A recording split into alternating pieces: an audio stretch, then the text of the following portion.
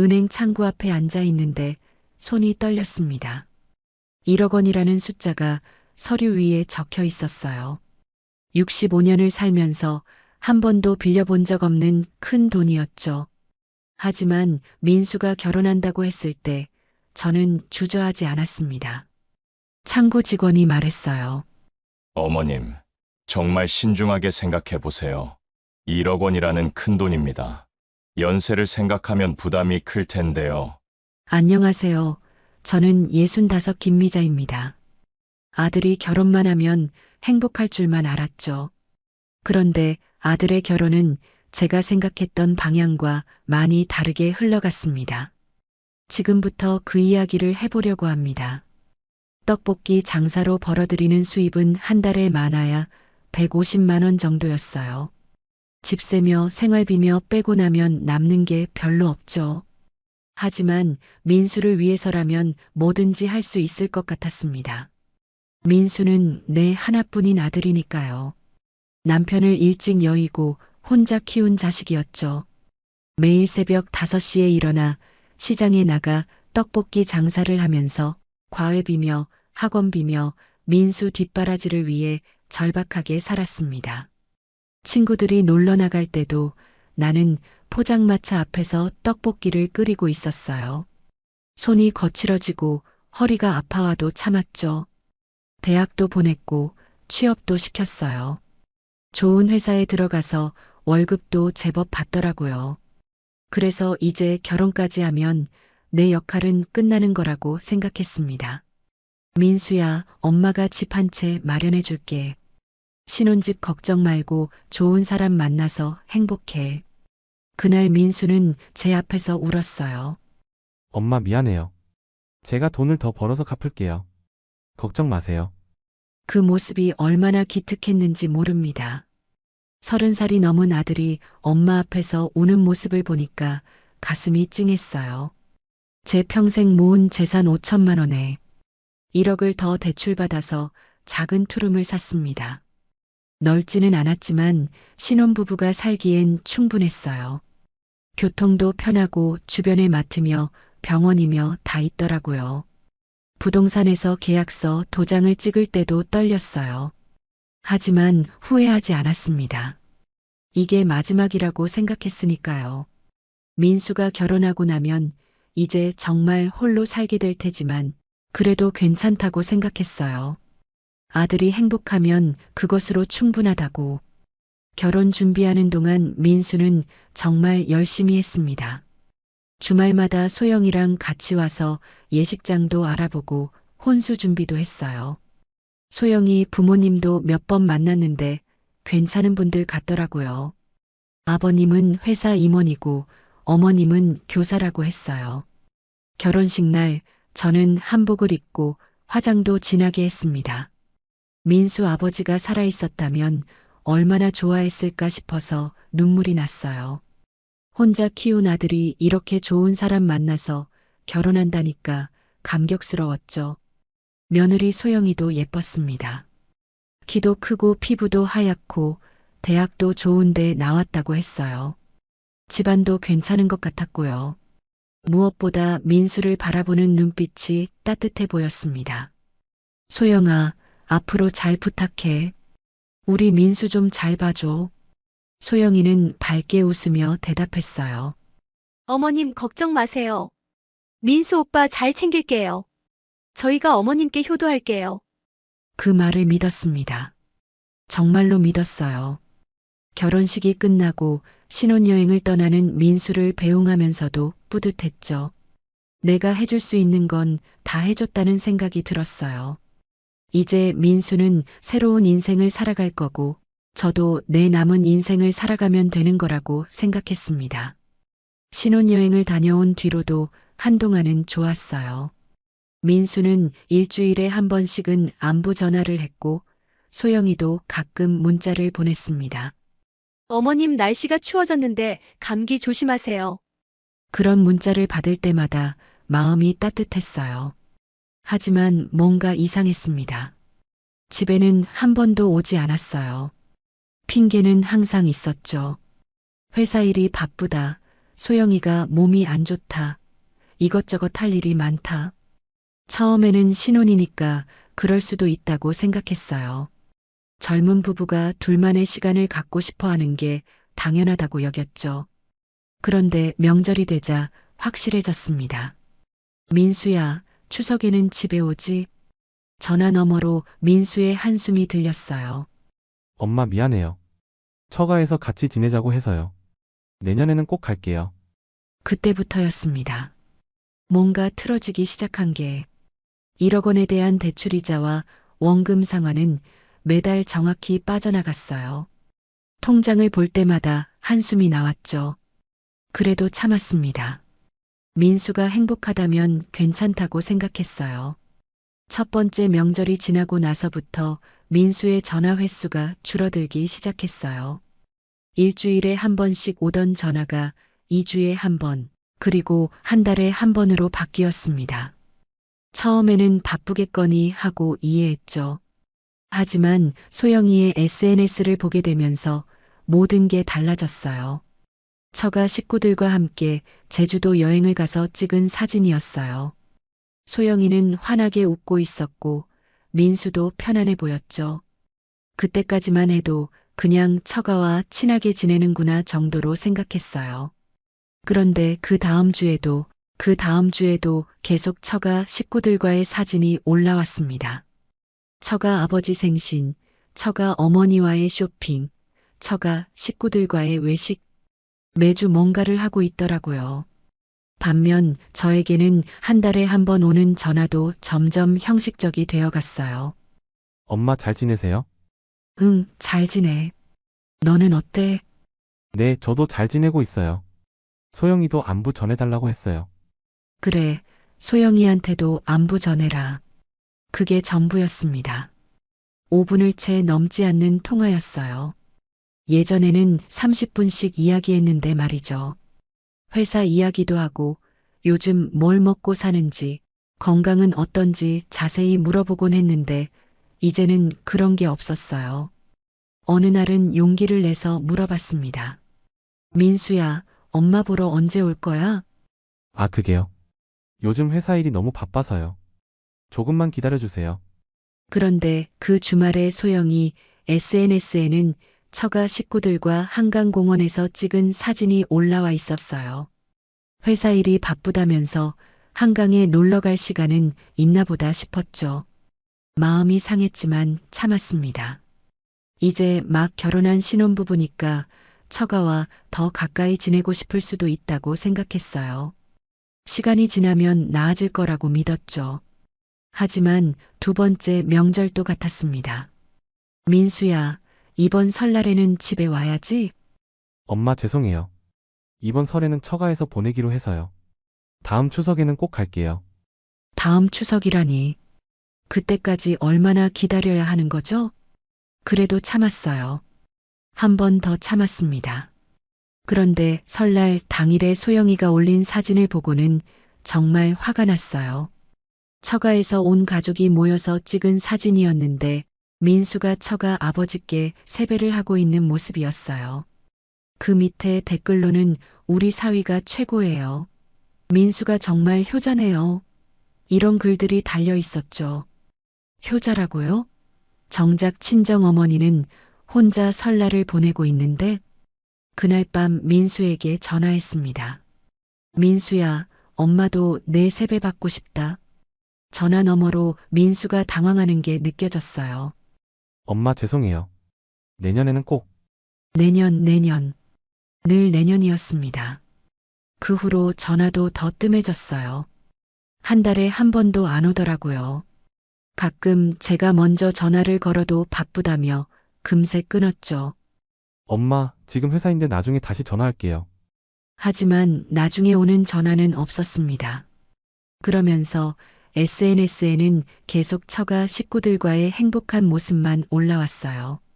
처가 어머니 생신 때는 비싼 꽃다발을 들고 찍은 사진, 장인어른과 함께 골프 치는 사진, 처가 식구들과 고급 레스토랑에서 식사하는 사진까지. 저는 1억 원을 빌려서 집까지 사준 어머니인데 정작 민수에게는 한 달에 한 번 안부 전화도 부담스러운 존재가 된 거였어요. 한 번은 정말 서운해서 소영이에게 직접 연락해 봤습니다. 소영아, 요즘 민수가 너무 바쁜가 봐. 전화도 잘 안 돼. 소영이의 답장은 시큰둥했어요. 네, 회사 일이 많아서 피곤해요. 주말에도 쉬고 싶어 하고요. 쉬고 싶어 한다고요? 그러면서 처가에는 매주 가는 건 뭐죠? 세 번째 명절이 다가왔을 때는 아예 연락도 안 했어요. 어차피 처가로 갈 거니까 물어볼 필요도 없다고 생각했죠. 예상대로 민수에게서는 아무 연락이 없었습니다. 그날 저는 혼자서 차례상을 차렸어요. 죽은 남편을 위해서, 그리고 마치 죽은 사람처럼 취급받고 있는 나 자신을 위해서. 6개월째 민수에게서 연락이 없었습니다. 하지만 소영이의 SNS는 여전히 활발했습니다. 매일같이 새로운 사진이 올라왔어요. 민수와 함께 카페에서 찍은 사진, 새로 산 옷을 입고 찍은 사진, 처가 식구들과 또 어딘가로 놀러 간 사진들. 저는 그 사진들을 보면서 민수의 안부를 확인했어요. 살아있나, 건강해 보이나, 행복해 보이나. 그런 걸 확인하는 게 내가 할 수 있는 전부였죠. 어느 날은 소영이가 민수와 함께 찍은 사진에 이런 글을 올렸어요. 신혼 1년 차 여전히 달달해요. 우리 신랑이 다정하게 잘해줘서 너무 행복해요. 그 글을 보고 있는데 눈물이 났습니다. 신혼 1년이라는 말이 가슴에 박혔어요. 벌써 1년이 지났구나. 그 1년 동안 민수는 나를 한 번도 보러 오지 않았구나. 1억 원 대출 상환은 계속되고 있었어요. 빠져나가는 돈을 보면서 한숨만 나왔죠. 떡볶이 장사는 예전만 못했습니다. 나이가 들어서 체력도 딸리고 요즘 젊은 사람들은 포장마차 음식을 잘 안 먹더라고요. 그래도 버텼어요. 민수를 위해서 빌린 돈이니까 끝까지 갚아야 한다고 생각했죠. 한 번은 정말 힘들어서 민수에게 도움을 요청해 보려고 했습니다. 민수야, 엄마가 요즘 좀 힘들어서 그런데. 하지만 끝내 말하지 못했어요. 민수에게 부담을 주고 싶지 않았거든요. 그래서 그냥 안부만 물어보고 전화를 끊었죠. 민수야, 잘 지내지? 네, 잘 지내요. 그게 전부였습니다. 그러던 어느 날 소영이 SNS에 올린 사진을 보고 깜짝 놀랐어요. 임신 테스트기를 들고 찍은 사진이었죠. 밑에는 새 가족이 생겨요. 라는 글이 적혀 있었습니다. 민수가 아빠가 되는구나. 나는 할머니가 되는구나. 기뻤지만 서운한 감정이 밀려왔습니다. 내가 제일 마지막에 알게 될 거라는 생각 때문이었죠. 과연 그날 밤에 민수에게서 전화가 왔습니다. 엄마 소영이가 임신했어요. 그래, 축하한다. 몇 주 차야? 8주요. 내년 봄에 출산 예정이에요. 그래, 잘 됐다. 그게 끝이었어요. 더 이상 할 말이 없었죠. 임신 소식을 들은 후로는 더욱 연락이 뜸해졌습니다. 아마 처가에서 더 많은 관심과 지원을 해주고 있었을 거예요. 임신한 딸을 위해서 이것저것 사주고 병원에도 같이 다니고 그랬겠죠. SNS에는 계속해서 임신 관련 사진들이 올라왔어요. 산부인과에서 찍은 초음파 사진, 임산부 용품을 산 사진, 처가 어머니가 끓여준 미역국을 먹는 사진까지. 처가 어머니는 매일같이 미역국을 끓여주는데 저는 손자가 생긴다는 소식도 SNS로 알게 되는 거였어요. 출산이 가까워질수록 민수의 SNS 활동은 더욱 활발해졌습니다.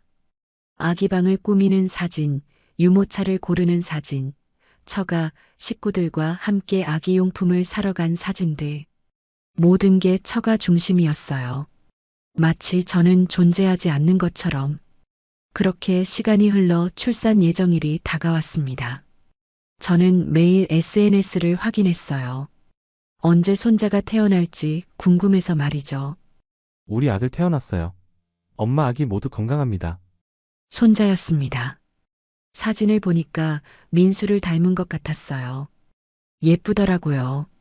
하지만 기쁨보다는 서운함이 더 컸습니다. 내 손자가 태어났는데 SNS로 알게 되다니. 그날 밤에야 민수에게서 전화가 왔어요. 엄마 아들 낳았어요. 그래, 축하한다. 소영이는 괜찮지? 네, 둘 다 건강해요. 이름은 뭐라고 지을 거야? 아직 정하지 못했어요. 처가에서 좋은 이름 알아보자고 해서요. 처가에서 또 처가였습니다. 손자가 태어난 지 3개월이 지났는데도 한 번도 보지 못했어요. 민수에게 몇 번 말해봤지만 늘 핑계만 댔죠. 엄마, 아기가 아직 어려서 외부 접촉을 줄이래요. 그러면서 SNS에는 처가 식구들이 아기를 안고 찍은 사진들이 매일 올라왔습니다. 처가 할아버지, 처가 할머니, 처가 이모, 처가 고모까지 모든 사람이 내 손자를 안아봤는데 정작 친할머니인 저만 빠져 있었어요. 아기 이름도 처가에서 지었더라고요. 민준이. 나쁘지 않은 이름이었지만 나는 그 과정에서 완전히 배제됐죠. 1억 원 대출 상환은 계속 갚아 나가고 있었죠. 벌써 1년 반이 넘게 갚고 있는데 원금은 별로 줄지 않았어요. 이자만 내는 수준이었죠. 요즘은 떡볶이 장사도 예전만 못해서 생활이 더 빠듯해졌습니다. 무릎도 아프고 허리도 아팠어요. 오랫동안 서서 일하다 보니까 몸이 말을 안 들었죠. 병원에 가고 싶어도 돈이 아까워서 참았습니다. 그러던 어느 날 민수에게서 갑자기 전화가 왔어요. 몇 달 만에 받는 전화였죠. 엄마 시간 괜찮으세요? 응, 괜찮아. 무슨 일이야? 그게 엄마한테 부탁할 게 있어서요. 부탁이라니. 오랜만에 연락하고 또 부탁이라니. 뭔데? 집 명의를 저희 이름으로 바꿔주셨으면 해서요. 그 순간 귀를 의심했습니다. 뭐라고? 집 명의요. 아기도 태어났고 이제 정말 저희 집이니까 명의도 저희 이름으로 하는 게 좋을 것 같아서요. 잠깐만, 너 지금 뭔 소리 하는 거야? 전화 너머로 민수가 한숨 쉬는 소리가 들렸어요. 엄마, 어차피 저희가 살고 있는 집이잖아요. 그때 전화 너머로 여자 목소리가 들렸어요. 소영이 목소리였죠. 오빠 어머님께 제대로 말씀드려. 그러더니 민수의 목소리가 달라졌습니다. 엄마, 솔직히 말씀드릴게요. 집값이 많이 올랐어요. 이제 3억 가까이 돼요. 그런데 명의가 엄마 이름으로 되어 있으니까 나중에 상속세 문제도 생기고 복잡해질 것 같아서요. 상속세라고? 내가 죽어야 상속이 되는 거 아니야? 그게 아니라 어쨌든 지금 명의를 바꾸는 게 여러모로 좋을 것 같아요. 전화를 끊고 나서 한참 동안 멍하니 앉아 있었습니다. 집값이 3억이 됐다고요? 내가 1억 원 대출해서 사준 집이 이제 3억이 됐다는 거죠. 그래서 명의를 바꾸자는 거구나. 며칠 후에 소영이에게서 문자가 왔어요. 어머님 민수 오빠가 말씀드린 건 생각해 보셨나요? 아기도 있고 해서 빨리 정리하고 싶어요. 빨리 정리하고 싶다고요? 1억 원 빌려서 집 사준 시어머니한테 할 말이 그거예요? 그날 밤 잠을 못 이뤘습니다. 1년 반 동안 한 번도 보러 오지 않던 아들이 갑자기 연락한 이유가 집 명의를 바꿔달라는 거였어요. 손자 얼굴도 못 본 할머니에게 집을 넘기라고 하는 거였죠. 다음 날 민수에게 전화했어요. 민수야, 엄마가 묻고 싶은 게 있어. 네, 말씀하세요. 민수야, 엄마한테 솔직히 말해봐. 집을 팔 생각이지? 아니에요. 그런 게 아니라 거짓말하지 마. 집값 올랐으니까 팔아서 돈 벌려는 거지? 민수는 대답하지 않았어요. 그 침묵이 답이었죠. 그때 깨달았습니다. 내 아들이 어떤 사람인지를요. 그날 밤 잠들기 전에 통장 잔액을 들여다봤습니다. 1년 반 동안 갚은 대출 이자와 원금을 계산해 보니까 1,500만 원 정도 나갔더라고요. 집값은 3억이 됐고 남은 대출금은 8,500만 원 정도. 차액이 생각보다 많았어요. 그래서 명의를 바꾸자는 거구나. 차익을 다 가져가려고. 다음 날 아침 민수에게서 또 전화가 왔어요. 엄마, 어제는 제가 말을 잘못했어요. 집을 팔 생각은 없어요. 진짜로 그냥 명의만 바꾸자는 거예요. 거짓말인 걸 알 수 있었어요. 목소리에 떨림이 있었거든요. 민수야, 엄마가 바보인 줄 아니? 집값이 얼마나 올랐는지 나도 알아. 그게 아니라 그만해. 더 이상 거짓말하지 마. 전화를 끊고 나서 거울을 봤습니다. 거기에는 초라해진 내 모습이 있었어요. 1년 반 동안 대출금을 갚느라 고생한 흔적이 얼굴에 다 드러나 있었죠. 한 번도 보러 오지 않은 아들, SNS로만 확인하는 손자, 그리고 이제는 집까지 빼앗으려는 며느리까지. 그때 깨달았습니다. 내가 완전히 이용당하고 있다는 걸요. 인터넷으로 부동산 시세를 찾아봤어요. 정말 2억 가까이 올라 있더라고요. 1년 반 만에 집값이 2배가 된 거죠. 그동안 내가 매달 갚은 돈은 뭐가 되는 거지? 그 집에 대한 모든 권리는 내게 있었습니다. 등기부등본도 내 이름으로 되어 있고 대출도 제가 받은 거니까요. 하지만 민수는 마치 자기가 당연히 가져야 할 권리인 것처럼 말하고 있었어요. 소영이에게서 또 문자가 왔습니다. 어머님, 저희도 아이 키우느라 돈이 많이 들어요. 빨리 명예 정리해 주셨으면 좋겠어요. 정말 화가 났어요. 1억 원을 빌려서 집을 사줬는데 1년 반 동안 처갓집만 가고 오지도 않더니 이제는 그 집을 넘기라니. 그날 저녁 민수에게 전화했습니다. 민수야, 엄마가 한 가지만 묻겠어. 너는 정말 그 집이 내 거라고 생각하니? 당연히 저희 집이죠. 저희가 살고 있는데요. 그럼 그 집 살 때 내가 돈을 냈니? 침묵이 흘렀어요. 엄마가 가진 돈에 대출 1억 원 받아서 산 집이야. 그리고 지금도 엄마가 매달 그 대출 갚고 있어. 그런데 너는 한 푼도 안 냈으면서 내 집이라고 하니? 그게 나중에 갚으려고 했어요. 나중에? 언제가 나중이야?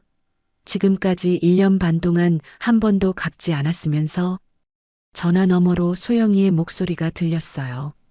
오빠 어머니한테 제대로 말해. 우리가 이 집에서 나갈 수는 없다고. 민수야, 엄마한테 솔직하게 말해봐. 처음에 집 사달라고 했을 때부터 이런 생각이었지? 아니에요. 그런 게 아니에요. 엄마는 너에게 모든 걸 줬는데 그동안 왜 엄마를 보러 오지 않았니? 그건 바빠서. 바쁘면서 처가에는 매주 갔지? 더 이상 할 말이 없어진 민수는 전화를 끊어버렸어요. 그날 밤 저는 결심했습니다. 이제 더 이상 당하고만 살지 않겠다고요.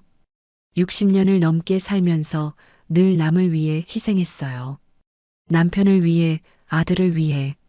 하지만 그 결과가 이거라면 이제는 나를 위해 살아야겠다고 생각했죠. 다음 날 아침 민수에게 문자를 보냈어요. 그래, 진명에 바꾸도록 하자. 내일 오후에 만나자. 부동산에서. 그날 밤 잠들지 못하고 서류함을 뒤졌어요. 집을 살 때 받은 모든 서류들을 다시 꺼내서 살펴봤죠. 계약서, 등기부등본, 대출 관련 서류들. 하지만 이번에는 서류를 보는 목적이 달랐어요. 복수를 위한 준비였거든요. 민수가 집 명의를 바꾸자고 처음 말했을 때부터 이미 계획을 세우고 있었어요. 1년 반 동안 나를 투명인간 취급하더니 집값이 오르니 갑자기 명의를 바꾸자고. 그래서 한 달 전부터 조용히 준비를 시작했습니다. 첫 번째로 한 일은 부동산 시세를 정확히 파악하는 거였어요. 정말 2억 가까이 올라 있더라고요. 두 번째로 한 일은 변호사 상담이었어요. 내 명의로 된 집을 내가 마음대로 처분할 수 있는지요. 변호사님이 말하더라고요. 당연히 가능하다고. 등기부상 소유자가 나니까 내가 원하면 언제든지 팔 수 있다는 거였어요. 그때 결심했어요. 정말로 복수를 하기로. 하지만 문제가 있었어요. 집을 팔려면 매수자가 와서 봐야 하는데 민수와 소영이가 살고 있으니까 몰래 할 수가 없는 거였죠. 그런데 운이 좋게도 기회가 왔어요. 2주 전에 소영이 SNS에 올린 게시물을 보니까 처가 식구들과 유럽 여행을 간다는 내용이 있더라고요. 2주 동안 갈 예정이라고 했어요. 바로 그거였어요. 여행 가기 전주에 민수에게 전화했어요. 민수야, 너희 여행 언제 가니? 다음 주 화요일에 출발해요. 2주 동안 갈 거예요. 그래, 잘 다녀와라. 속으로는 이제야 기회가 왔구나 생각했죠. 민수와 소영이가 여행을 떠난 바로 그날, 나는 부동산에 갔어요. 사장님, 우리 집 팔고 싶은데요. 부동산 사장이 놀라면서 물었어요. 어머님, 아드님이 살고 계시는 집 아니세요? 아들은 지금 해외여행 갔어요. 2주 동안 없으니까 그 사이에 처리하고 싶어요. 그런데 아드님은 아세요? 내 집이니까 내가 처분하는 거예요. 시세보다 조금 낮게 2억 8천만 원에 내놨어요. 부동산 사장은 의아해했지만 내가 등기부상 소유자니까 할 말이 없었죠. 빨리 팔리게 하려고 시세보다 2천만 원이나 낮게 책정했어요. 그러면 매수자가 빨리 나타날 거라고 생각했거든요. 사흘 만에 매수자가 나타났어요. 신혼부부였는데 급하게 집을 구하고 있었다더라고요. 어머님 집 구경 좀 할 수 있을까요? 그럼요. 지금 아무도 없으니까 보기 좋을 거예요. 열쇠를 들고 그 부부와 함께 집에 갔어요. 민수와 소영이가 없으니까 집이 정말 조용했죠. 매수자 부부가 집을 둘러보더니 마음에 들어 했어요. 어머님 이 집으로 결정할게요. 언제 계약할 수 있어요? 바로 할 수 있어요. 그날 바로 계약을 했어요. 계약금 2,800만 원을 받았고 일주일 후에 잔금을 치르기로 했죠. 잔금일을 언제로 잡을까 고민했어요. 민수가 여행에서 돌아오는 날이 다음 주 일요일이었어요. 그리고 민수가 명예 이전을 요구한 약속이 그 다음 주 화요일이었고요. 완벽한 타이밍이었죠. 민수가 돌아와서 명예 이전하러 오는 날 오전에 잔금을 받기로 했어요. 그 일주일 동안 저는 다른 준비들을 했어요. 그리고 민수와 소영이의 모든 SNS 활동을 스크린샷으로 저장했어요. 그들이 나를 무시한 모든 기록들을 증거로 남겨뒀죠. 특히 지금 하고 있는 유럽 여행 사진들도 다 저장했어요. 처가 식구들과 함께 찍은 행복한 사진들, 비싼 호텔에서 찍은 사진들, 1억 원 빌려서 집 사준 저는 1년 반 동안 외면하면서 처가 식구들과는 유럽 여행까지 갔네요. 통화 녹음도 계속했어요. 민수가 거짓말하는 것들을 모두 녹음해뒀죠. 그리고 금융 기록도 정리했어요. 지난 1년 반 동안 내가 갚은 대출금이 얼마인지, 이자가 얼마인지요. 여행에서 돌아온 민수는 아무것도 모르고 있었어요. 자기가 없는 사이에 집이 팔렸다는 걸 꿈에도 모르고 있었죠. 소영이 SNS에는 여행 후기가 계속 올라왔어요. 꿈 같았던 2주간의 유럽 여행, 가족들과 함께해서 더 행복했던 시간 이런 글들이요. 그 글을 보면서 생각했어요. 유럽 여행비가 얼마나 들었을까요? 아마 한 사람당 500, 600만 원은 들었을 거예요. 그런 돈은 있으면서 제 대출금 도움은 한 푼도 안 준 거죠. 모든 준비가 끝나고 잔금일 당일 아침이 되었어요. 오전 10시에 잔금을 받고 오후 2시에 민수를 만나기로 했죠. 오전 10시에 부동산에서 잔금 거래를 마쳤어요. 그렇게 해서 집 매매가 완전히 끝났어요. 이제 그 집은 더 이상 내 것도 민수 것도 아니었어요. 완전히 남의 집이 된 거였죠. 오후 2시 부동산에서 민수를 만날 시간이 다가왔어요. 저는 모든 서류를 챙겨서 다시 부동산으로 향했어요. 민수는 아직도 자기가 그 집의 명의를 받을 수 있다고 생각하고 있었겠죠. 오후 2시 부동산 사무소에 도착했어요. 민수와 소영이가 이미 와서 기다리고 있었죠. 소영이는 아기를 안고 있었어요. 민수가 일어서며 말했어요. 엄마 오셨네요. 여행 잘 다녀왔어요. 빨리 처리해요. 여행 잘 다녀왔구나. 처가 식구들과 재미있게 놀았지? 네, 정말 좋았어요.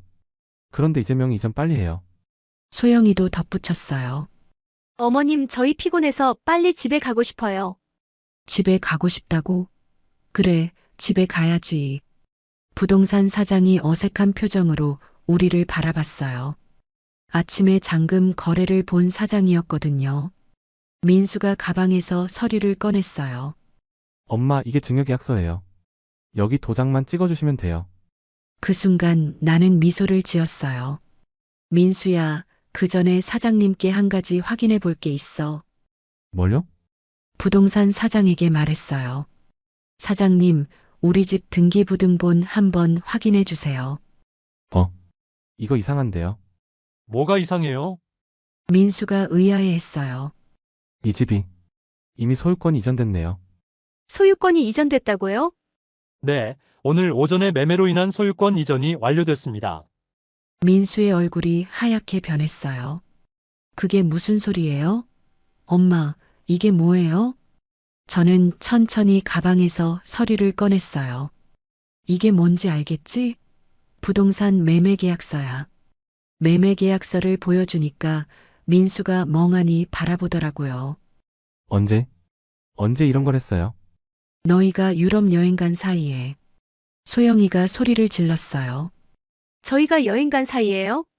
그럼 저희 몰래 한 거예요? 몰래라고? 내 집인데 내가 왜 너희 허락을 받아야 해? 민수가 떨리는 목소리로 물었어요. 그럼 저희가 살던 집이 팔린 거예요? 당연하지. 오늘 오전에 잔금까지 다 받았어. 매매계약서와 잔금 영수증을 보여줬어요. 이게 진짜예요? 진짜야.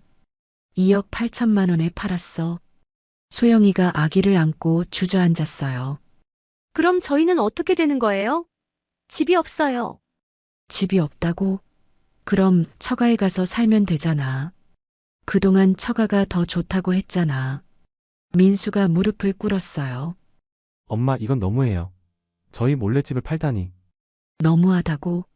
1년 반 동안 나를 완전히 무시하고 산 게 더 너무한 거 아니야? 그때 제가 준비한 증거들을 꺼냈어요. 이것 봐. 너희가 어떻게 살았는지 모든 기록이 여기 있어. USB를 컴퓨터에 연결했어요. 민수와 소영이의 SNS 활동이 화면에 나타났죠. 지난 1년 반 동안 처가 식구들과만 어울린 기록, 명절마다 처가에만 간 것, 그리고 최근 유럽 여행까지. 이게 뭐야? 유럽 여행이라니. 여행비는 얼마나 들었어? 소영이가 변명했어요. 처가에서 대주셨어요. 화면에는 그들이 유럽에서 찍은 행복한 사진들이 가득했어요. 1억 원 빌려서 집 사준 나는 1년 반 동안 외면하면서 처가 식구들과는 유럽까지 가는 거야? 민수가 고개를 숙였어요. 엄마, 죄송해요. 통장 내역서도 보여줬어요. 1년 반 동안 내가 갚은 대출금이 1,500만 원이야. 너희는 한 푼도 안 냈으면서. 소영이가 울면서 말했어요. 어머니, 저희가 잘못했어요. 용서해 주세요. 용서? 유럽 여행 갈 돈은 있으면서 내 생각은 한 번이라도 해봤니? 그때 부동산 사장이 조심스럽게 말했어요. 어머님, 그런데 새 주인이 언제 입주하실 예정인가요? 일주일 후에 입주하실 거예요. 일주일이요? 민수가 깜짝 놀랐어요. 엄마, 그럼 저희는 정말 일주일 후에 나가야 하는 거예요? 당연하지.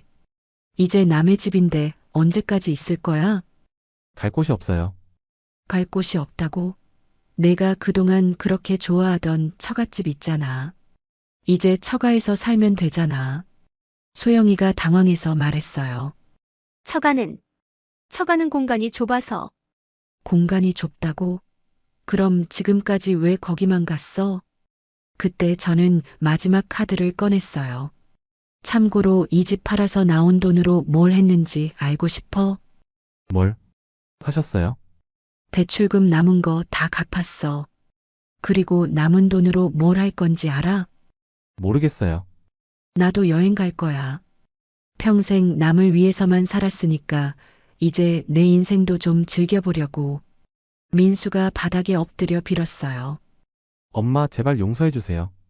앞으로 어머니한테 잘할게요. 용서? 너희가 유럽 여행 가서 놀고 있을 때 나는 혼자서 이 모든 걸 준비했어. 민수와 소영이가 바닥에 엎드려 빌고 있는 모습을 보니까 마음 한편이 아프기도 했어요. 하지만 이미 모든 일이 끝난 상황이었죠. 엄마, 정말 제발요. 어떻게든 해결해 주세요. 민수가 눈물범벅이 된 얼굴로 매달렸어요. 해결해달라고? 이미 매매 계약이 완료됐는데 어떻게 해결해? 그럼 새 주인한테 사정해서. 사정해서 뭐 어떻게 하겠다는 거야? 돈 주고 산 집인데 다시 팔라고? 소영이가 아기를 더 꽉 안으면서 떨리는 목소리로 말했어요. 어머니, 아기는 정말 죄가 없어요. 제발 생각해 보세요. 아기가 죄 없다고? 그럼 할머니인 나는 죄가 있었나? 그때 저는 가방에서 또 다른 서류를 꺼냈어요. 이게 뭔지 알아? 민수가 서류를 보더니 더욱 절망적인 표정을 지었어요. 은행 대출 완납 증명서였어요. 대출도 이미 다 갚았어. 오늘 오전에 집 판 돈으로 말이야. 완전히 끝난 거예요? 끝이야. 완전히 끝. 부동산 사장이 시계를 보면서 말했어요. 새 주인분들이 다음 주 중에 입주하신다고 하니까 늦어도 다음 주 화요일까지는 짐을 빼셔야 할 것 같은데요. 민수가 머리를 쥐어뜯었어요. 일주일 만에 어떻게 이사를 가요? 집도 못 구했는데. 그래서 내가 미리 알아뒀잖아. 뭘요? 고시원. 아기 있는 가족도 받아주는 곳이 있더라고. 고시원이요? 임시로 머물 곳이 필요하잖아. 한 달에 80만 원이면 돼. 종이에 적힌 고시원 주소를 내밀었어요. 소영이가 종이를 받아들고는 주저앉았어요. 정말 이렇게 되는 거예요? 그때 저는 민수에게 가장 하고 싶었던 말을 했어요. 민수야, 엄마가 왜 이렇게 했는지 정말 모르겠니? 민수가 고개를 들었어요. 눈이 빨갛게 부어 있었죠. 저희가 어머니를 소홀히 해서요. 소홀히 한 것도 있지만 가장 큰 이유는 따로 있어. 뭐예요? 너희는 나를 완전히 바보로 봤어. ATM 기계로 봤다고. 그게 아니에요. 아니야. 1억 원을 빌려서 집을 사줬는데 고마워하기는커녕 당연하다고 생각했잖아. 민수는 대답할 수 없었어요. 1년 반 동안 대출금을 혼자 갚고 있는데도 모른 척하고 엄마, 정말 죄송해요. 유럽 여행 갈 돈 반만이라도 대출 상환하는데 도와줬으면 어땠을까? 민수가 고개를 더 숙였어요. 그때 내가 진짜 하고 싶었던 말을 했어요. 민수야, 나도 사람이야. 감정이 있는 사람이라고. 네. 1억 원이라는 돈이 얼마나 큰 돈인지 알아? 60살 넘은 나이에 그런 빚을 진다는 게 얼마나 무서운 일인지 알아? 민수가 더 큰 소리로 울기 시작했어요. 그런데 너희는 그 돈으로 산 집에서 편안히 살면서 처가하고만 어울렸어.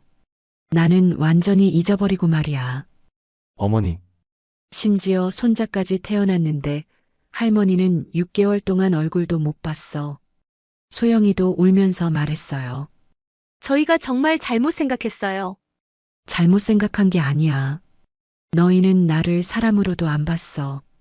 그때 저는 아팠던 기억을 떠올렸어요. 유럽 여행 가기 전에 한 번이라도 물어봤어야지. 엄마, 대출금 때문에 힘들지 않으세요? 도와드릴까요? 이런 말 한 번이라도 했어야지. 그런데 오히려 집값이 올랐으니까 명의나 바꾸라고? 민수가 바닥에 머리를 박으며 빌었어요. 엄마, 정말 잘못했어요. 정말 잘못했다고요. 잘못했다는 걸 이제 아는구나. 늦었지만 제발 한 번만 더 기회를. 기회? 1년 반 동안 기회가 얼마나 많았는데. 그렇게 말하고 나서 저는 일어섰어요. 민수야, 마지막으로 한 가지만 기억해둬. 뭐요? 세상에 공짜는 없어. 부모라고 해서 무한정 줄 수 있는 게 아니야. 네. 그리고 가족이라는 이름으로 함부로 대해도 되는 게 아니라고. 부동산을 나오면서 마지막으로 말했어요. 민수와 소영이는 부동산 앞에서 계속 울고 있었어요. 집에 돌아와서 창밖을 보면서 생각했어요. 정말로 이렇게 하는 게 맞았을까? 하지만 후회는 없었어요. 일주일 후에 민수에게서 문자가 왔어요. 엄마 고시원에 들어왔어요. 정말 죄송해요. 평생 후회하며 살게요. 문자를 보고 나서 잠깐 마음이 흔들렸어요. 하지만 돌이킬 수는 없었죠. 다음 날부터 나는 새로운 인생을 시작했어요.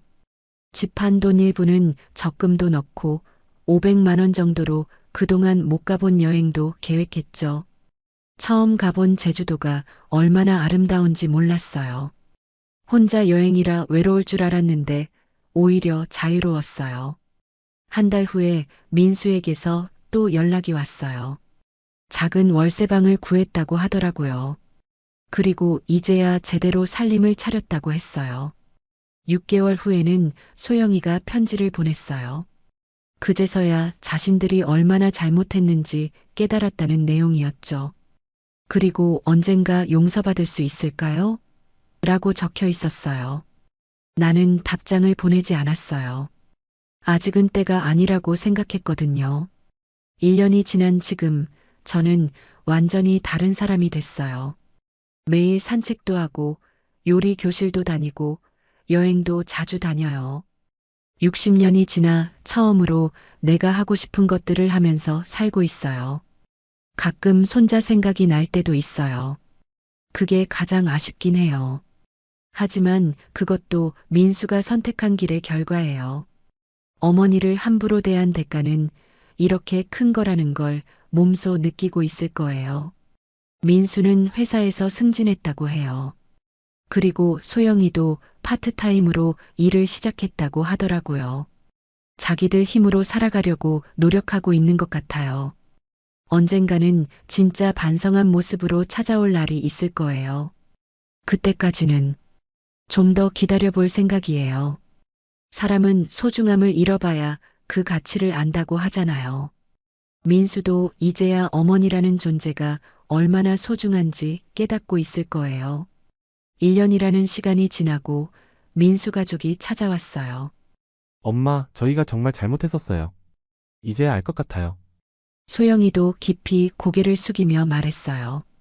어머니 용서해 주세요. 저는 손자를 안아보면서 말했어요. 용서는 이미 했어. 하지만 예전처럼은 안 될 거야. 민수가 고개를 끄덕였어요. 알고 있어요. 앞으로 정말 잘할게요. 그렇게 해서 우리는 새로운 관계를 시작하게 됐어요. 예전의 호구 엄마가 아닌 서로를 존중하는 관계로 말이에요. 가끔 생각해요. 그때 그렇게 하지 않았다면 나는 평생 무시당하며 살았을 거라고요. 때로는 단호해야 할 때가 있는 법이에요.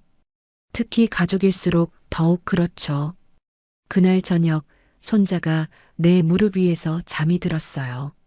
아이의 체온이 조용히 전해졌고 오래전 민수가 갓난아기였을 때의 냄새가 문득 생각났습니다. 그 순간 알았습니다. 저는 분노 때문에 등을 돌린 게 아니라 사랑을 지키기 위해 경계를 세웠던 거라고요.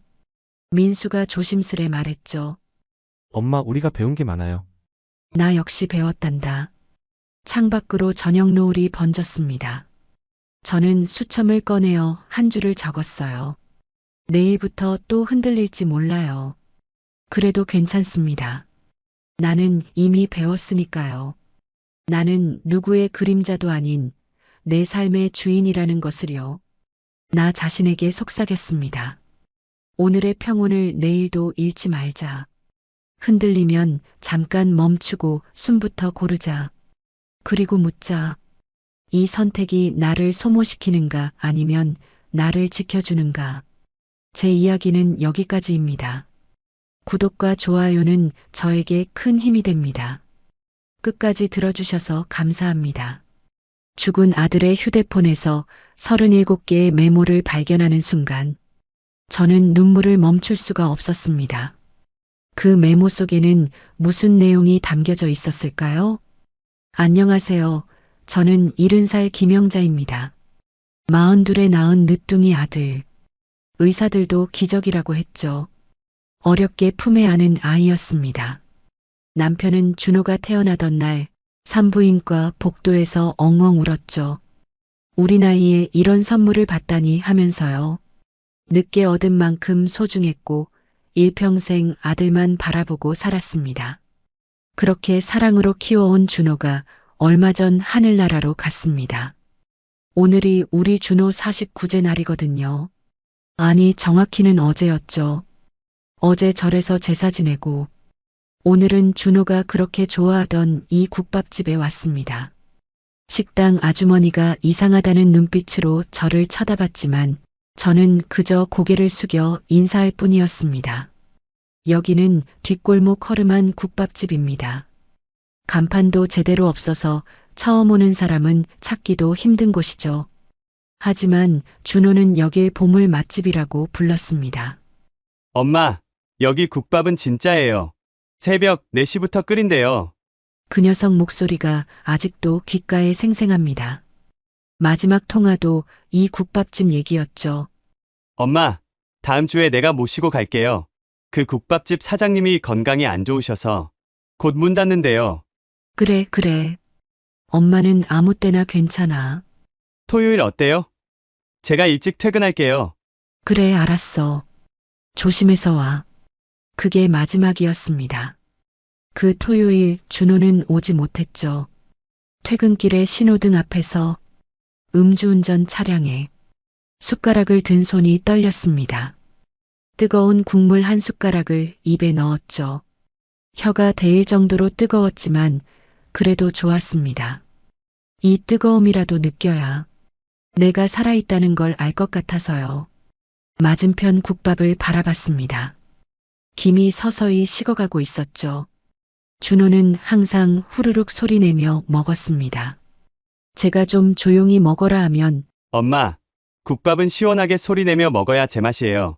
하고 웃었죠. 집에 돌아온 시간 오후 3시였습니다. 현관문을 열고 들어서니 텅 빈 집이 저를 맞았습니다. 남편은 10년 전에 먼저 갔고 이제 준호마저 혼자 남은 이 집이 너무 넓게 느껴졌습니다. 준호 방 문 앞에 섰습니다. 49일 동안 한 번도 들어가지 못했죠. 아니, 들어가지 않았다는 게 맞겠죠. 들어가면 정말로 준호가 없다는 걸 인정해야 할 것 같아서요. 문고리를 잡은 손에 힘이 들어가지 않았습니다. 몇 번을 망설이다 결국 돌아섰죠. 내일은 꼭 정리를 시작해야 합니다. 장례식장에서 가져온 준호 물건들이 든 박스도 아직 거실 한 구석에 그대로 있었죠. 박스를 열어볼 용기가 없어서 매일 그냥 지나쳤습니다. 그 안에는 준호가 사고 당시 가지고 있던 물건들이 들어있죠. 지갑, 시계, 그리고 휴대폰. 전화가 울렸습니다. 제 동생이었죠. 언니, 밥은 먹었어? 응, 먹었어. 혼자 있지 말고 우리 집에 와서 며칠 있다가. 혼자 있으면 더 힘들어. 괜찮아. 여기가 편해. 그래도 정말 괜찮아. 준호 물건도 정리해야 하고 통화를 끝내고 다시 박스를 바라봤습니다. 준호가 쓰던 물건들이 거기 있다는 게 믿기지 않았죠. 겨우 49일 전까지만 해도 준호는 이 물건들을 들고 씩씩하게 집을 나섰었는데요. 오늘 저녁은 김치찌개를 끓였습니다. 준호가 좋아하던 참치 김치찌개죠. 무의식 중에 3인분을 끓였다가 혼자 먹기엔 너무 많다는 걸 깨달았습니다. 그래도 버리지 못하고 냉장고에 넣었죠. TV를 켰습니다. 8시 뉴스가 흘러나왔죠. 또 교통사고 소식이었습니다. 채널을 돌렸죠. 드라마에서는 젊은 남자 주인공이 엄마에게 사랑해요, 엄마라고 말하고 있었습니다. TV를 껐습니다. 침대에 누웠지만 잠은 오지 않았습니다. 준호가 마지막으로 집에 왔던 날이 떠올랐죠. 추석 연휴였습니다. 명절이라고 일찍 왔는데 피곤한 기색이 역력했죠. 많이 피곤하니? 아니에요. 엄마, 괜찮아요. 무리하지 마. 건강이 최고야. 알겠어요. 엄마도 건강하세요. 그때 준호가 뭔가 말하려다 만 것 같았습니다. 무슨 할 말이 있는 것 같았는데 결국 하지 못하고 그냥 웃기만 했죠. 지금 생각해보니 그때 무슨 말을 하려 했던 걸까요? 새벽 2시였습니다. 결국 일어나 거실로 나왔죠. 박스가 거기 있었습니다.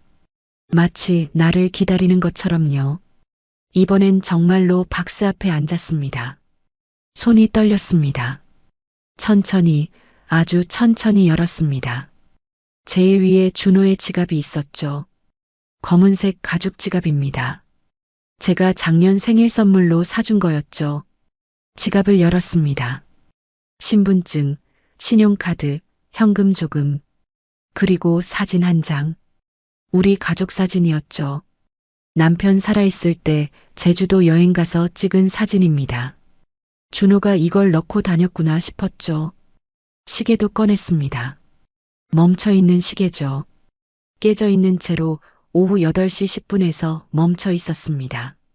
사고 시각이었죠. 그리고 마지막으로 휴대폰입니다. 검은 화면의 휴대폰을 한참 들여다봤습니다. 전원 버튼을 눌렀지만 배터리가 없는지 켜지지 않았죠. 충전기를 찾아 연결했습니다. 잠시 후 화면에 불이 들어왔죠. 잠금 화면이 나타났습니다. 배경화면은 저와 준호가 함께 찍은 사진이었죠. 작년 제 생일날 준호가 케이크 들고 와서 찍은 사진입니다. 비밀번호를 입력하라는 창이 떴습니다. 뭘까? 준호 생일? 0812. 틀렸습니다. 우리 집 현관 비밀번호? 1478. 또 틀렸죠. 마지막 한 번 더 틀리면 잠시 후에 다시 시도해야 했습니다. 곰곰이 생각했죠. 준호가 쓸만한 번호. 혹시 0316 제 생일이었습니다. 잠금이 해제되었습니다. 화면이 열렸죠. 화면이 열리자 준호가 평소 쓰던 앱들이 하나둘 보였습니다. 카카오톡, 전화, 메시지, 그리고 메모죠. 메모 앱에 빨간 숫자가 떠 있었습니다. 37, 37개의 메모란이요. 준호가 뭘 그렇게 많이 적어놨을까요? 호기심 반, 두려움 반으로 메모 앱을 눌렀죠. 제일 위에 있는 최근 메모부터 제목들이 쭉 나열되어 있었습니다. 엄마께 드릴 편지 초안. 엄마 칠순 계획. 아빠 기일 준비사항. 엄마가 좋아하는 것들. 병원 검진 날짜. 엄마 모시고 가기. 손이 떨리기 시작했습니다. 메모 제목만 봐도 대부분이 저와 관련된 것들이었죠. 첫 번째 메모를 눌렀습니다. 엄마가 좋아하는 것들. 아침에 마시는 따뜻한 우유. 복숭아. 단단한 것보다 물렁한 걸 좋아하심. 트로트. 특히 나훈아, 주현미. 목련꽃. 아빠가 프로포즈할 때 준 꽃. 순댓국. 단. 고기 많은 것. 막걸리. 단 생막걸리는 속 쓰려서 안 좋아하심. 손자 소식. 언제 결혼하냐고 매일 물어보심 크크. 아침 드라마. 욕하면서도 매일 보심. 수다. 이모랑 전화하실 때 제일 행복해 보임. 뜨개질. 요즘은 눈이 침침하다고 안 하심. 추가할 것. 엄마가 진짜로 원하는 게 뭘까? 내가 모르는 엄마의 꿈은? 눈물이 앞을 가렸습니다. 이 녀석이 언제 이런 걸 관찰하고 있었을까요? 제가 좋아하는 것들을 이렇게 세세하게 적어 놓다니요. 마지막 문장이 특히 가슴을 쳤습니다. 내가 모르는 엄마의 꿈은? 준호야, 엄마의 꿈은 너였어. 내가 건강하고 행복하게 사는 거, 그게 엄마의 유일한 꿈이었단다. 두 번째 메모를 열었죠. 병원 예약 잊지 말기. 엄마 건강검진. 11월 15일 오전 9시. 서울대병원 가정의학과. 내가 연차 내고 같이 가기. 작년에 혈압이 좀 높게 나왔으니까 올해는 꼭. 엄마는 맨날 괜찮다고만 하시니까 내가 챙겨야 함. 준비물. 신분증. 작년 검진 결과지. 복용약 리스트. 금식 확인. 검진 전날 저녁 7시 이후 금식. 검진 끝나고 엄마 좋아하는 추어탕 먹으러 가기. 남대문 그 집으로. 11월 15일. 그게 다음 달이네요. 준호 없이 혼자 가야 하는 병원이라니요. 세 번째, 네 번째. 메모를 하나씩 열어볼 때마다 눈물이 멈추지 않았습니다. 엄마 생신 선물 아이디어라는 메모에는 10가지가 넘는 선물 목록이 있었죠. 각각의 장단점까지 적어 놓은 걸 보니 얼마나 고민했는지 알 것 같았습니다. 아빠 기일 준비라는 메모도 있었죠. 아빠가 좋아하던 음식, 제사상 차리는 순서, 절 순서까지 자세히 적혀 있었습니다. 언제 이런 것까지 알아뒀을까요? 28. 오늘로 28이 되었다. 엄마가 아침부터 미역국 끓여주셨다. 매년 똑같은 미역국인데 왜 매번 맛있을까? 엄마가 말씀하셨다. 내가 태어난 날이 내 인생 최고의 날이었어. 나도 하고 싶은 말이 있었다. 엄마, 저도 엄마 아들로 태어난 게 제일 큰 행운이에요. 근데 쑥스러워서 못했다. 내년 엄마 생일엔 꼭 말해드려야지. 사랑한다고, 정말 많이 사랑한다고, 표현 못하는 아들이어서 죄송하다고, 올해 목표, 1 엄마한테 사랑한다고 10번 이상 말하기. 현재 0번, 2 매달 한 번은 꽃 사드리기. 3 주말마다 엄마랑 산책하기. 4 엄마 칠순잔치 멋지게 해드리기. 5 빨리 장가가서 손주 안겨드리기. 이건 좀 준호야. 소리내어 아들 이름을 불렀습니다. 텅 빈 거실에 내 목소리만 메아리 쳤죠. 내가 하고 싶었던 그 말, 엄마도 듣고 싶었단다. 단 한 번도 사랑한다는 말을 안 해도 엄마는 알았어. 내 눈빛으로, 내 행동으로. 충분히 알았지만 그래도 한 번쯤은 듣고 싶었어. 메모를 더 내려가다 보니 꽤 오래된 것들도 있었습니다. 2년 전, 3년 전 메모들이죠. 2022년 어버이날. 엄마한테 카네이션 샀는데 부끄러워서 못 드림. 현관 신발장 위에 놓고 옴. 엄마가 발견하고 전화하심. 이게 뭐니? 그냥 어버이날이잖아요. 아이고, 우리 아들. 엄마 목소리에 울음 섞여 있었음. 다음엔 직접 드려야지. 그때 그 카네이션 아직도 서랍 깊숙이 보관하고 있습니다. 말린 꽃이 되었지만 버릴 수가 없었죠. 시계를 보니 새벽 4시가 넘어가고 있었습니다. 하지만 멈출 수가 없었죠. 마치 준호가 바로 옆에서 속삭이는 것 같았습니다. 이 메모들을 통해 준호가 전하지 못한 마음을 이제야 듣는 것 같았죠. 가슴이 찢어지는 것 같았습니다. 내가 이렇게 준비하고 있었구나. 엄마 칠순을 이렇게 정성스럽게. 그런데 이제 준호가 없는 칠순을 맞아야 한다니요. 내가 없는 생일이 무슨 의미가 있을까? 마지막으로 엄마께 드릴 편지. 초안을 열어볼 용기가 나지 않았습니다. 이걸 읽고 나면 정말로 모든 게 끝날 것 같았죠.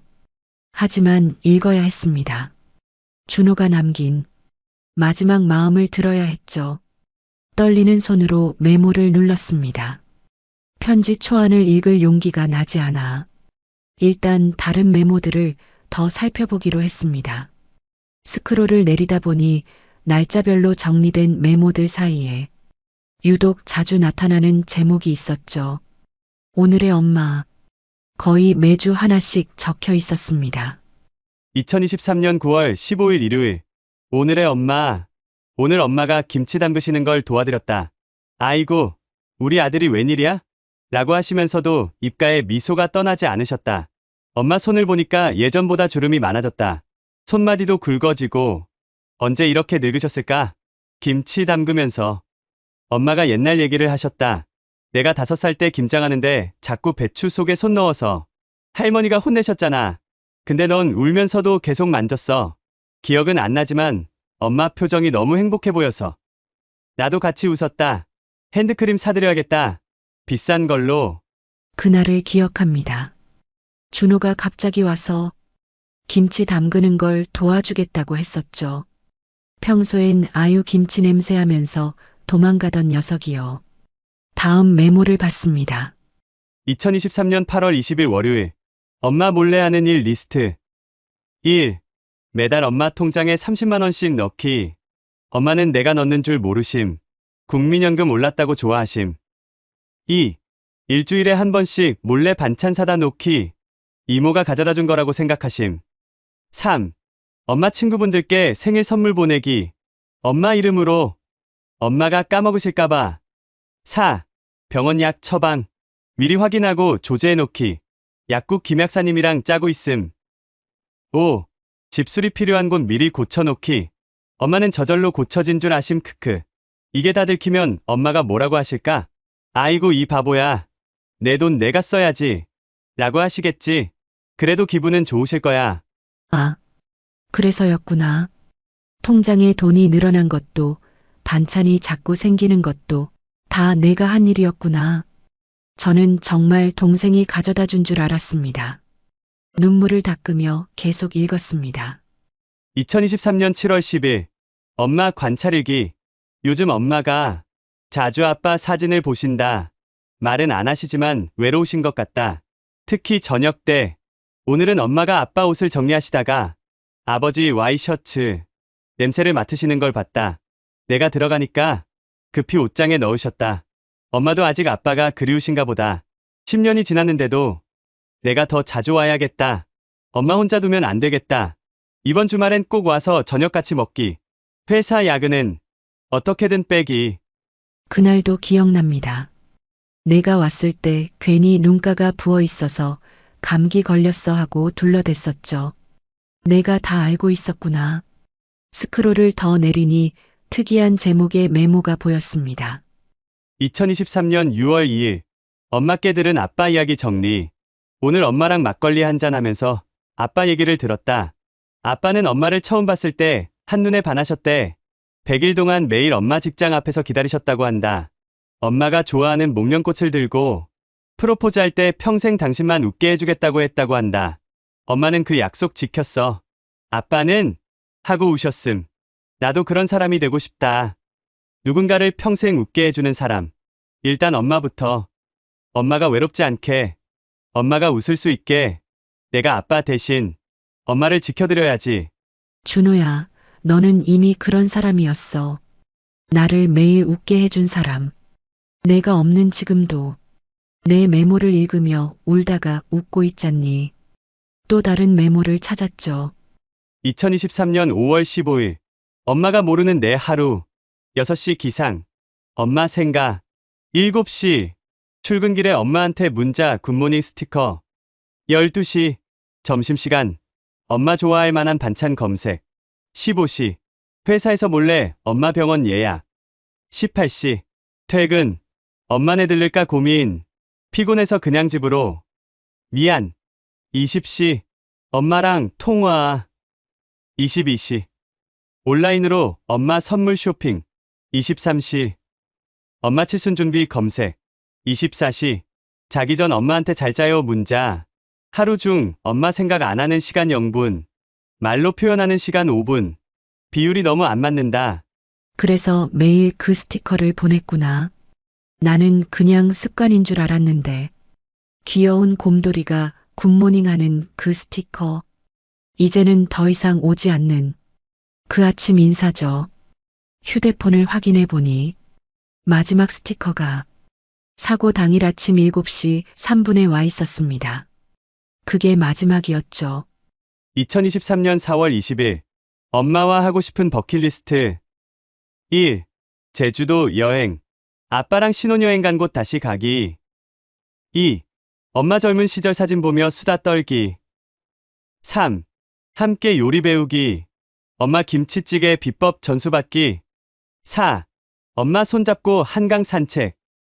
5. 어린 시절 살던 동네 구경 가기. 6. 엄마가 보고 싶어하는 뮤지컬 보러 가기. 7. 온천, 여행, 엄마 관절에 좋은 곳으로. 8. 가족 사진 제대로 찍기, 스튜디오에서. 9. 엄마 자서전 쓰는 거 도와드리기. 10. 손주 안겨드리기. 이건 노력 중. 올해 안에 절반은 꼭. 하나도 못했구나. 아니죠. 우리 마음속으로는 다 했습니다. 내가 이렇게 적어 놓은 것만으로도 엄마는 이미 너와 함께 제주도도 가고 한강도 걷고 온천도 다녀온 것 같단다. 마지막으로 오래된 메모 하나가 눈에 들어왔습니다. 2023년 3월 26일. 엄마 생일. 엄마에게. 오늘은 엄마 69번째 생일. 내년이면 칠순. 엄마, 제가 좋은 아들인가요? 효도한다는 말 한 번 제대로 못하고, 맨날 바쁘다는 핑계로, 얼굴도 자주 못 뵙고, 그래도 엄마는 항상, 우리 아들이 최고야 라고 하시죠. 엄마가 100살까지 사신다면, 앞으로 31년이 남았네요. 31년 동안 저는 매일 더 좋은 아들이 될게요. 100살은 너무 적다. 150살까지 사세요. 아니, 영원히 사세요. 엄마 없는 세상은 상상도 못하겠어요. 준호야, 엄마가 미안해. 소리내어 울었습니다. 내가 계획한 그 모든 일들을 함께 했어야 했는데 31년이 아니라 1년도 함께하지 못하고 내가 먼저 가버렸구나. 창밖이 밝아오고 있었습니다. 벌써 아침이었죠. 밤새 준호의 메모를 읽으며 울고 웃었습니다. 마치 준호와 긴 대화를 나눈 것 같았죠. 준호가 평소에 하지 못했던 말들, 보여주지 못했던 마음들을 이제야 다 들은 것 같았습니다. 아직 읽지 못한 메모들이 많이 남아 있었죠. 특히 엄마께 드릴 편지. 초안은 여전히 열어볼 용기가 나지 않았습니다. 하지만 이제 알았죠. 준호가 얼마나 엄마를 사랑했는지, 얼마나 많은 생각과 계획을 하고 있었는지, 단 한순간도 엄마를 잊은 적이 없었다는 걸요. 휴대폰을 가슴에 꼭 안았습니다.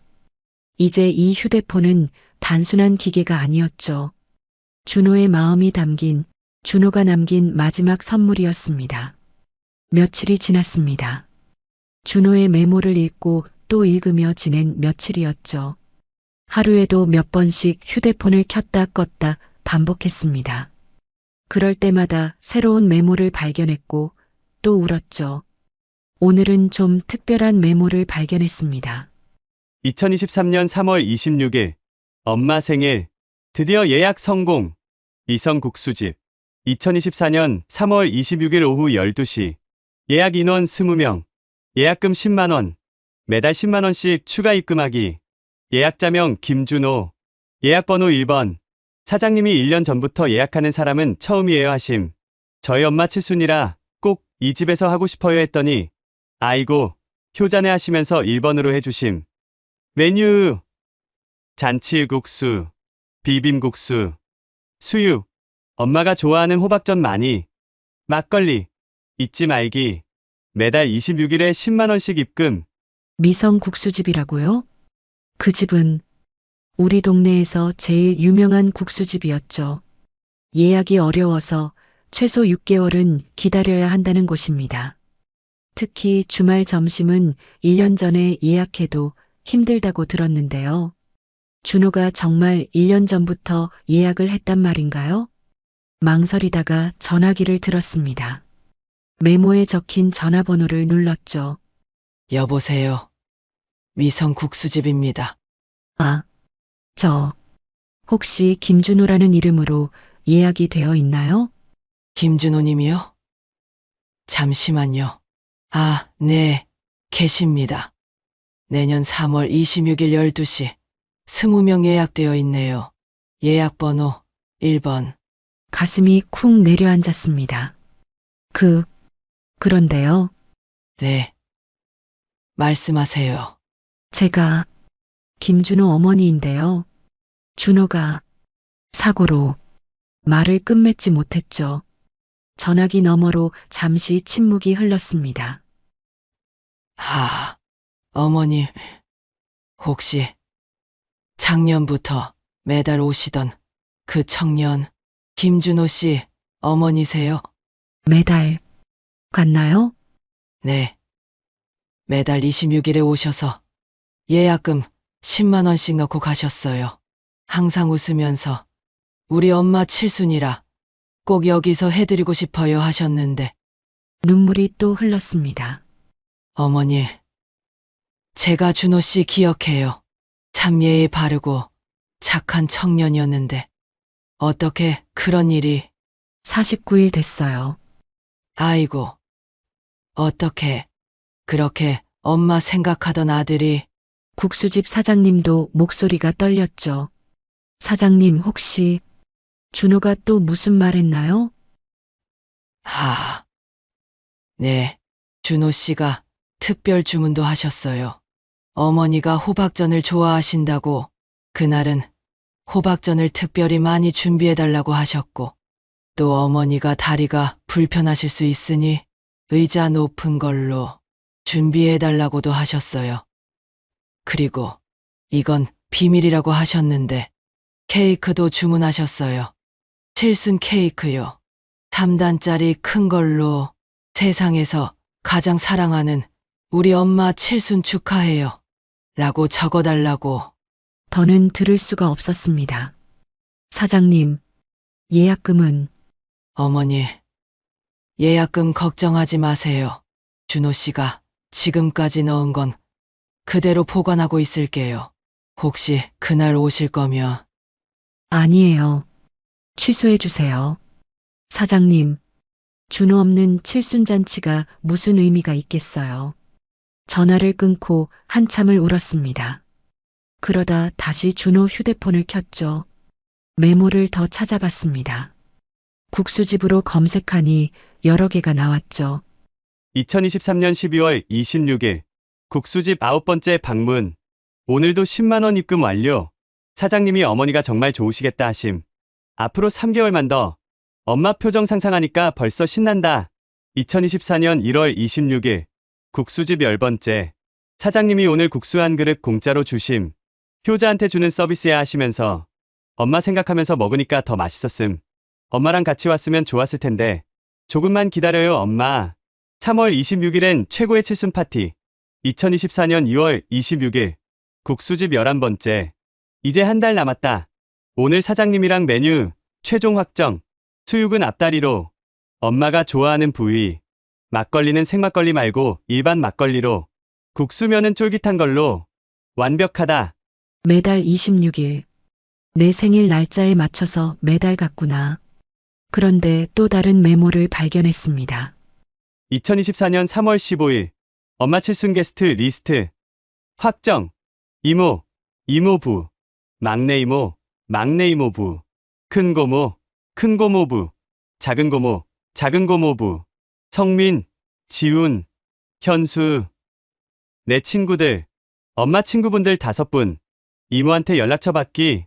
아빠 친구 김 사장님 부부. 총 18명, 엄마, 나 20명. 섭외 중. 엄마 고등학교 동창들 수소문 중. 엄마가 다니는 교회분들. 깜짝 게스트. 엄마가 후원하는 보육원. 노래라도 한 곡 부르면 엄마가 좋아하실 듯. 언제 이런 준비를. 동생한테 전화했습니다. 언니, 갑자기 무슨 일이야? 혹시 준호가 너한테 뭐 물어본 거 있어? 준호가? 아, 맞다. 2월쯤에 전화와서 언니 친구들 연락처 물어봤어. 언니 칠순 때 깜짝 파티한다고 비밀로 해달라고. 그래서 나도 그때 좋다고 꼭 간다고 했지. 언니 친구분들 연락처도 알려주고. 준호가 정말 정성이더라. 한 분 한 분 다 전화하겠다고. 동생도 울먹이기 시작했죠. 그런 일이 있었구나. 언니, 준호가 얼마나 언니 생각했는지 알아? 맨날 전화와서 엄마가 뭐 좋아하세요? 엄마가 요즘 뭐 필요하세요? 물어봤어. 오후가 되어 집을 나섰습니다. 미성 국수집으로 향했죠. 직접 가서 사장님을 만나고 싶었습니다. 준호가 11번이나 찾아갔던 그곳을 나도 보고 싶었죠. 국수집은 생각보다 가까운 곳에 있었습니다. 골목 안쪽 아담한 가게였죠. 미성 국수 간판이 정겹게 느껴졌습니다. 문을 열고 들어가니 따뜻한 국수 냄새가 났죠. 점심시간이 지났는데도 손님이 꽤 있었습니다. 어서 오세요. 아, 혹시 아까 전화하신 어머님? 중년 여성분이 저를 알아봤습니다. 아마 사장님인 것 같았죠. 네, 맞아요.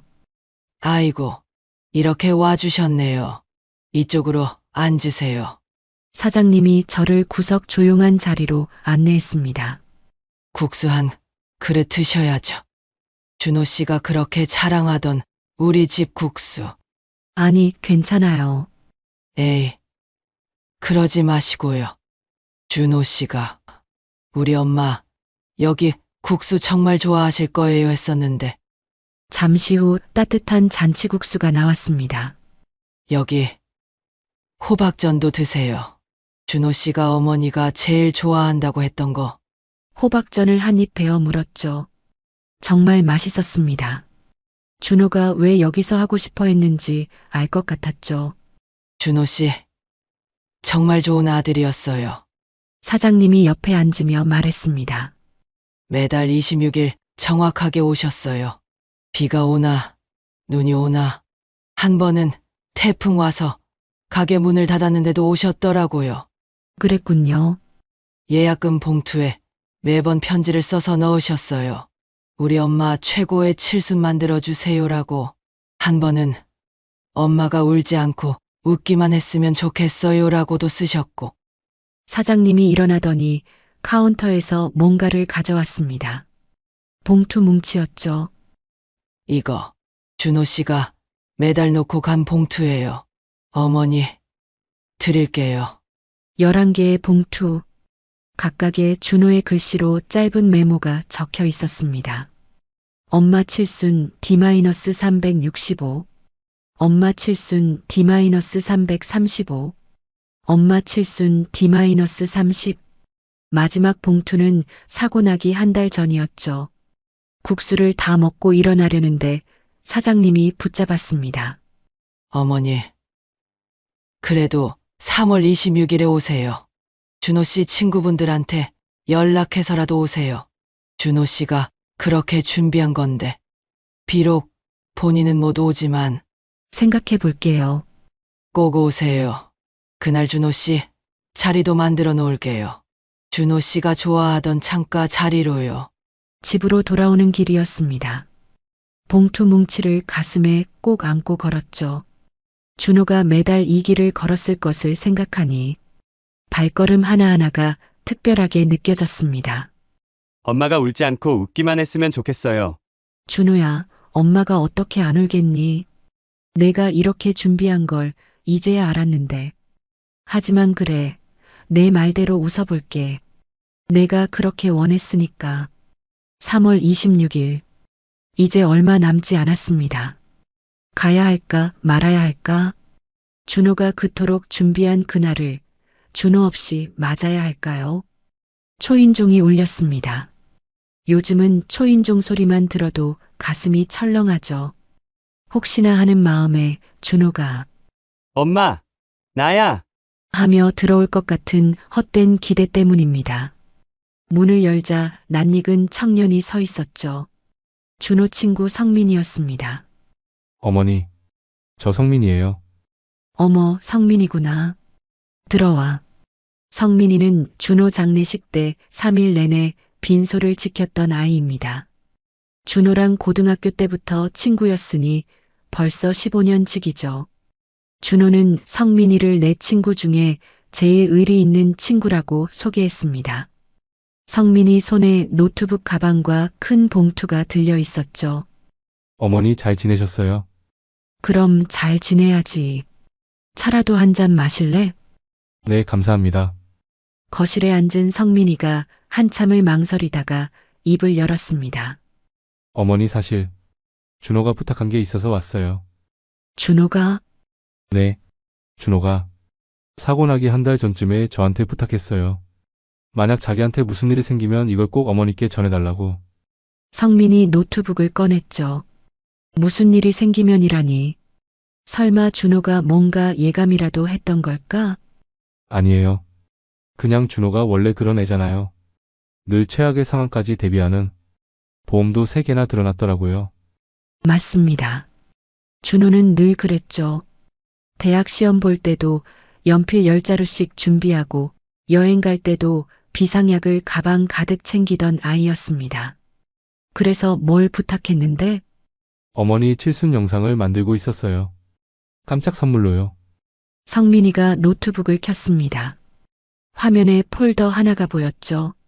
엄마 칠순 프로젝트 최종. 준호가 작년부터 준비했어요. 어머니 아시는 분들 다 찾아다니면서 영상 메시지 받고 어머니 어릴 때 사진도 모으고. 어릴 때 사진을 네. 이모님들한테 받았대요. 고등학교 때 친구분들도 수소문해서 찾았고요. 성민이가 파일 하나를 클릭했습니다. 제목은 엄마의 70년 버전 3. 영상이 시작됐죠. 화면에 흑백 사진 한 장이 떴습니다. 갓난아기 때의 나였죠. 그 위로 준호의 나레이션이 흘러나왔습니다. 1955년 3월 26일, 봄꽃이 피던 날, 우리 엄마가 세상에 왔습니다. 목소리를 듣는 순간 눈물이 왈칵 쏟아졌죠. 성민아, 잠깐. 네, 어머니. 천천히 보세요. 손수건으로 눈물을 닦고 다시 재생 버튼을 눌렀습니다. 10살 엄마는 반에서 제일 공부를 잘했대요. 하지만 집안 형편 때문에 중학교 진학을 포기해야 했죠. 내 초등학교 졸업사진이 화면에 떴습니다. 어디서 구한 걸까요? 20살 엄마는 서울로 올라와 공장에서 일했습니다. 동생들 학비를 대느라 자기 꿈은 접어야 했죠. 젊은 시절 공장 앞에서 찍은 사진입니다. 이건 정말 처음 보는 사진이었죠. 28의 아빠를 만났고 42의 저를 낳았습니다. 그리고 엄마의 꿈은 저로 바뀌었대요. 우리 가족 사진들이 슬라이드쇼처럼 지나갔습니다. 준호 100일 사진, 돌사진, 입학식, 졸업식. 엄마는 늘 말했죠. 내가 태어난 날이 내 인생 최고의 날이었다고. 저도 이제야 말합니다. 엄마의 아들로 태어난 게 제 인생 최고의 행운이었다고. 영상이 멈췄습니다. 성민이 말했죠. 이게 인트로고요. 이제부터 다른 분들 메시지예요. 화면이 바뀌더니 동생이 나왔습니다. 언니 칠순 축하해. 우리가 벌써 이 나이가 됐네. 언니가 늘 나 챙겨줘서 고마워. 준호가 이렇게 멋진 파티 준비했다니 정말 좋은 아들 뒀어. 막내 이모, 고모들, 내 친구들까지 모두 15명이 영상 메시지를 남겼죠. 그리고 마지막, 준호가 다시 나타났습니다. 집 거실이었죠. 제가 자고 있을 새벽에 몰래 찍은 것 같았습니다. 엄마, 칠순 축하해요. 준호가 수줍게 웃었죠. 사실 이 영상 엄마 몰래 새벽 3시에 찍고 있어요. 엄마 방에서 코 고는 소리 들리는데 흐흐. 엄마, 제가 그동안 하고 싶었던 말이 있어요. 엄마는 늘 본인이 부족하다고 했죠. 공부도 못했고 가진 것도 없고 해준 것도 없다고. 그런데 엄마가 저한테 해준 게 얼마나 많은데요. 매일 아침 도시락 싸주신 것, 학원비 대느라 본인 옷 한 벌 못 사신 것, 아빠 돌아가시고 혼자서 저 키우신 것, 무엇보다 저를 한 번도 의심하지 않고 믿어주신 것. 제가 대학 떨어졌을 때도 취업 못했을 때도 엄마는 늘 말했죠. 우리 준호가 최고야. 잘 될 거야. 그 말이 저를 살게 했어요. 엄마, 이제 제가 엄마를 살게 해드릴게요. 엄마가 하고 싶은 거 다 하면서 사세요. 여행도 가고 친구도 만나고 연애도 하고. 화면 속 준호가 장난스럽게 웃었습니다. 농담이에요. 근데 진짜 엄마, 너무 저만 바라보고 살지 마세요. 엄마 인생은 엄마 거예요. 아, 그리고 하나 더. 제가 정말 만약에 먼저 가게 되면. 심장이 쿵 내려앉았죠. 농담이에요. 농담. 제가 어디 가겠어요. 100살까지 엄마 옆에 붙어 있을 거예요. 하지만 정말 만약 그런 일이 생기면 너무 슬퍼하지 마세요. 엄마가 웃어야 저도 편하거든요. 그리고 제 서랍 2번째 칸 보세요. 거기 엄마 선물 숨겨놨어요. 사랑해요. 엄마, 정말 많이 사랑해요. 세상에서 가장 예쁜 우리 엄마, 칠순 축하해요. 영상이 끝났습니다. 한참을 울었죠. 성민이도 옆에서 훌쩍였습니다. 어머니 그리고 이것도 성민이가 봉투를 내밀었습니다. USB 백업용이라고 적혀 있었죠. 준호가 이 영상 외에도 어머니랑 찍은 사진, 동영상 다 모아놨어요. 한 2,000개 넘을 거예요. 2,000개나? 네. 초등학교 때부터 작년까지 다요. 정리하는데 한 달 걸렸대요. 성민이 또 다른 얘기를 꺼냈죠. 그리고 어머니, 준호가 또 부탁한 게 있어요. 뭔데? 만약 자기가 못 가게 되면 칠순날 대신 편지 읽어달라고. 친구들이랑 같이요. 편지? 네. 제가 가지고 있어요. 3월 26일에 읽으려고요. 성민이가 간 후 준호 방으로 갔습니다. 서랍 두 번째 칸을 열었죠. 작은 상자가 있었습니다. 상자를 열자 목걸이가 나왔죠. 금목걸이에 작은 하트 펜던트.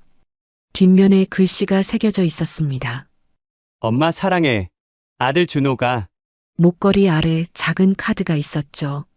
엄마, 이거 칠순날 드리려고 샀어요. 좀 촌스럽죠?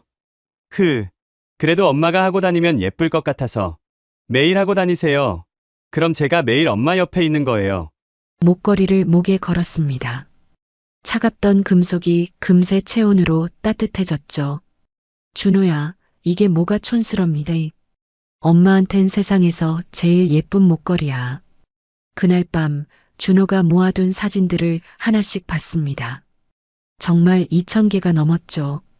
내가 기억 못하는 순간들까지 다 찍어놨습니다.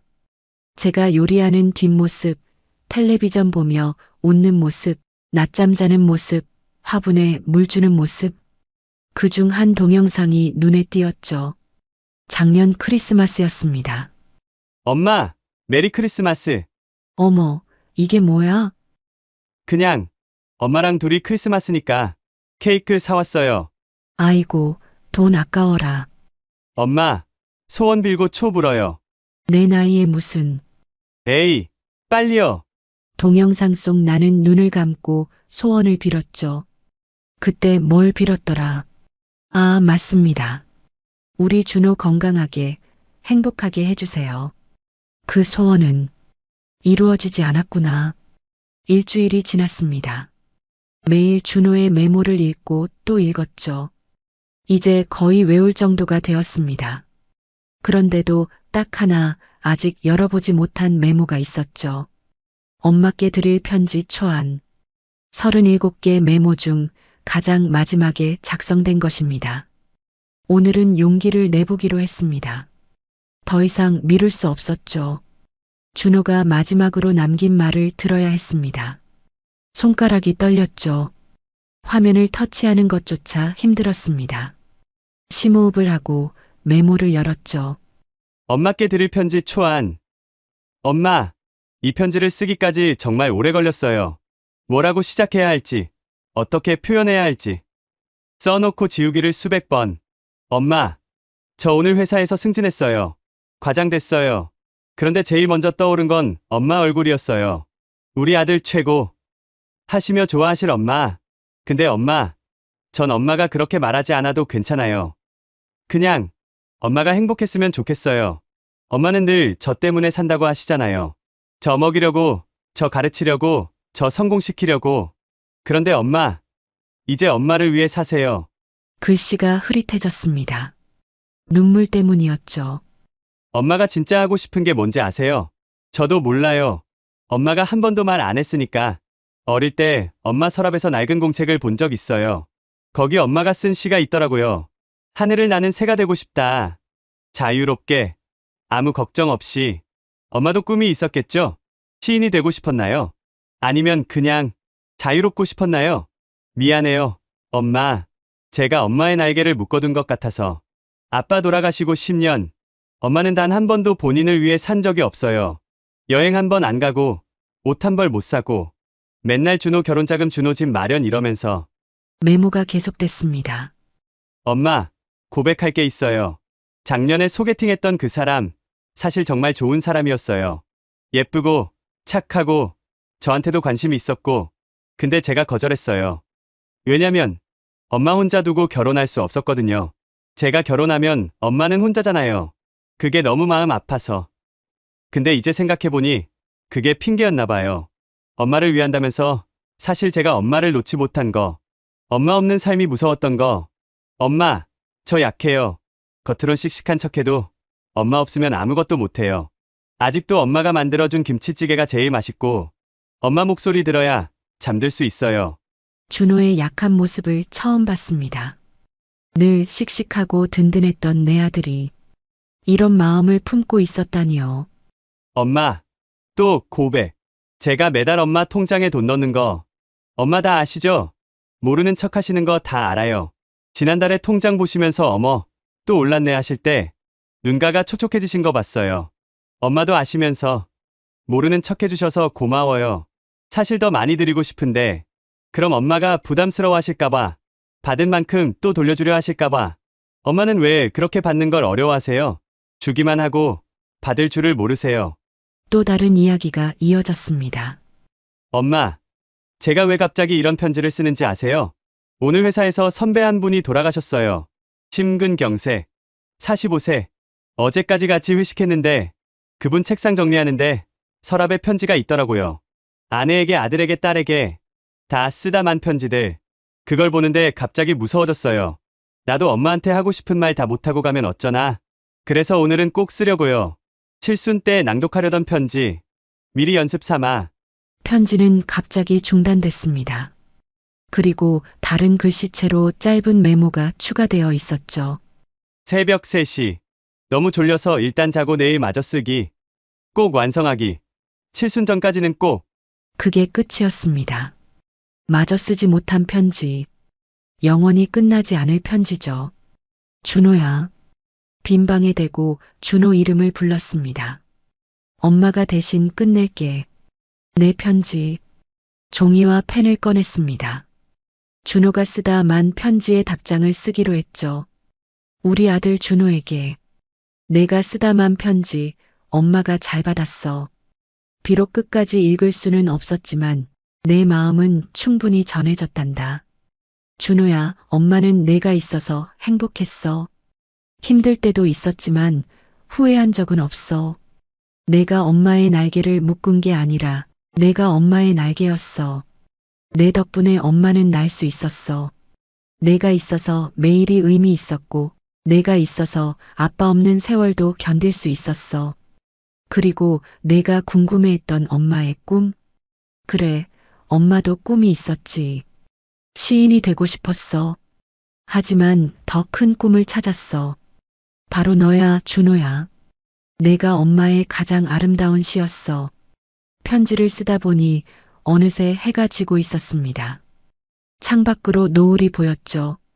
준호가 좋아하던 노을. 엄마, 하늘 좀 봐요. 예쁘죠? 하며 매번 사진 찍던 그 노을입니다. 휴대폰을 들어 준호가 찍은 노을 사진들을 찾아봤습니다. 수십 장이 있었죠. 각각 다른 날, 다른 색깔의 노을들. 그중 하나에 메모가 달려 있었습니다. 오늘따라 노을이 엄마 생각나게 하네요. 따뜻하고 포근하고 아름다워서. 그 사진을 바탕화면으로 설정했습니다. 준호야, 이제 엄마가 매일 노을을 볼게. 내가 그렇게 좋아했으니까. 그리고 내가 못다한 칠순 편지, 엄마가 상상해 볼게. 엄마, 사랑해요. 세상에서 가장 사랑해요. 그 한마디면 충분했을 거야. 그 한마디면 3월 26일입니다. 제 70번째 생일이 밝았죠. 창밖엔 봄비가 내리고 있었습니다. 세상이 눈물을 흘리는 것 같았죠.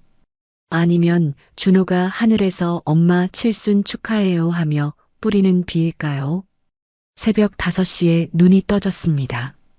아니, 사실 한숨도 못 잤죠. 오늘을 어떻게 보내야 할지, 정말 국수집에 가야 할지 밤새 고민했습니다. 준호가 그렇게 준비한 날인데 안 갈 수도 없고 준호 없이 가자니 너무 마음이 아프고요. 휴대폰을 켰습니다. 준호가 보낸 마지막 생일 축하 메시지를 다시 읽었죠. 엄마, 생일 축하해요. 올해는 정말 특별하게 해드릴게요. 기대하세요. 그때 준호는 이미 국수집 예약을 마친 후였구나. 아침 7시였습니다. 초인종이 울렸죠. 문을 열자 동생이 서 있었습니다. 언니 생일 축하해. 고마워. 오늘 국수집 갈 거지? 글쎄, 아직 가야지. 준호가 얼마나 준비했는데. 나도 같이 갈게. 그 뒤로 준호의 막내 이모, 고모들까지 차례로 왔습니다. 모두 검은 옷 대신 밝은색 옷을 입고 있었죠. 준호가 그랬잖아. 엄마가 웃어야 자기도 편하다고. 동생 말이 맞았습니다. 오늘만큼은 울지 말아야죠. 준호를 위해서라도요. 저는 미성국수집으로 향했습니다. 걸어서 15분 거리입니다. 준호가 매달 걸었던 그 길을 천천히 걸었죠.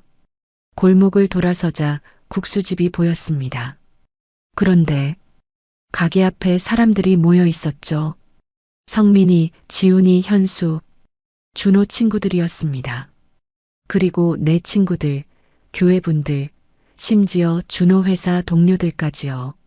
어머니 생일 축하드려요. 모두가 한 목소리로 외쳤습니다. 이게 어떻게? 성민이가 다가왔죠. 준호가 다 연락해뒀어요. 만약 자기가 못 오면 우리가 대신 오라고. 어머니 혼자 두지 말라고. 국수집 안으로 들어갔습니다. 정말 놀랐죠.